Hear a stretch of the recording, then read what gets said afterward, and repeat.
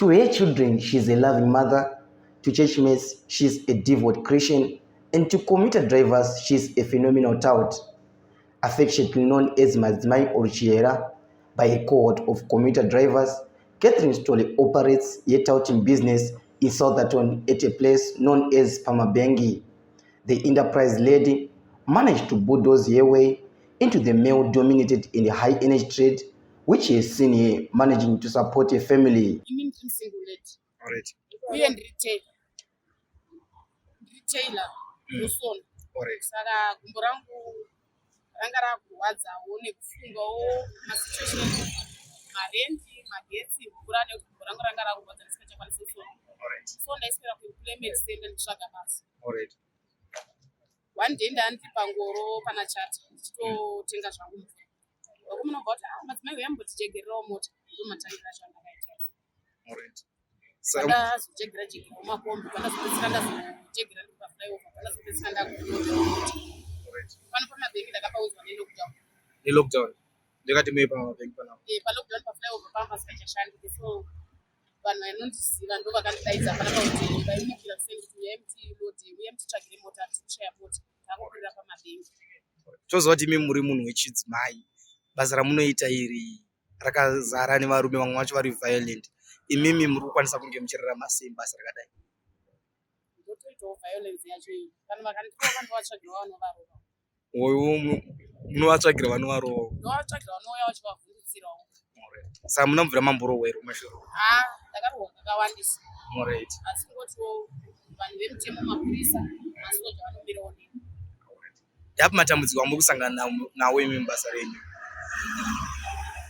Kushungurudzwa kunzi harisi basa rechikadzi. Alright. But inoziva mapoindi yake kuti masoja nemapurisa vari kuende vakadzi, manesi madokta vari kuende vakadzi, maticha vari kuende vakadzi. Saka iri basa rechihwindi nemurume nemukadzi uye pabhesi pachona nepangu hapasi pawo ndakapatanga mudokta. Mhuri yeZimbabwe ingada kunge ichiziva kuti imimi mhuri yenyu yanga yakakura sei uyezve mukwanisa kunge muchichengeta here nemari yamuri kuwana kubva mune zvamuri kuita izvi? Mhuri yangu ndinoona vakomana 3. Alright.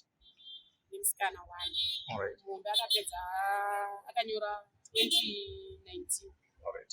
Level yake akazotadza kuenda form 6 nenhau yekuti akati zvakundistresa zvitoro aita course yemotor mechanics. Saka asarwa neutora license nepassport. Which 2 akanyora form 6 last year 2022 akamirira mari dzawo dzekuenda kuuniversity kana akapasi. Then wechi 3 akanyora form 4 akamirira mari dzawo dzekuti kana akapasi ari kuenda form 5. Wechi 4 wacho anga ari form 1 ari kuenda form 2 na 2023. Sama nenguva yakareba sei muchiita basa renyu? Kubva pakulodha kutanga pakujegera kusvika pakulodha? Almost 8 years. Kubhadhara parakamira sei? Kubhadhara dai ndisina vanhu vanondivhiringidza panapa mazuva acho aibhadhara ndaigona kubatawo $30 pandakatanga kushanda. $30 pazuva? $30 asi mazuva anaya nekungorindidwabhirirwa nomusi ndombobatawo 15 kana zvakadokandotoo zvakabhadhara. Nomusi wondombobatawo 10. Nomusi wo kana zvakadhamawo sekumaweekends ndombobatawo $8. $5. Asi hamubvisina?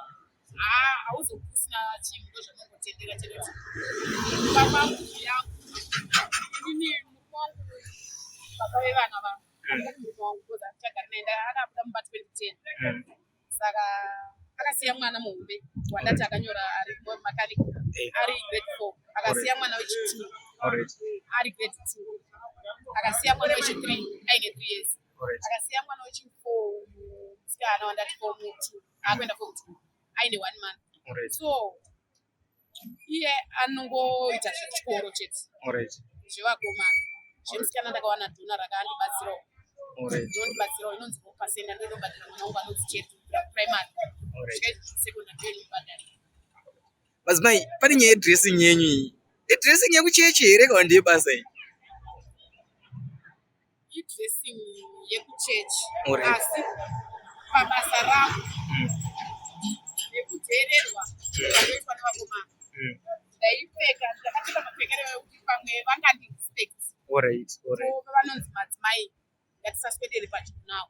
uye ndaida kungorakidzawo vakadzi vane varume vandinonodhira motadza kuti ai haisi kutsvaga varume venyu kutsvaga mai nekuti zambia rinokupawo chiremereri uye kuchechi kwedu ndinokurudzirwa kugarawo takapfekawo kugara takapfekawo zvichena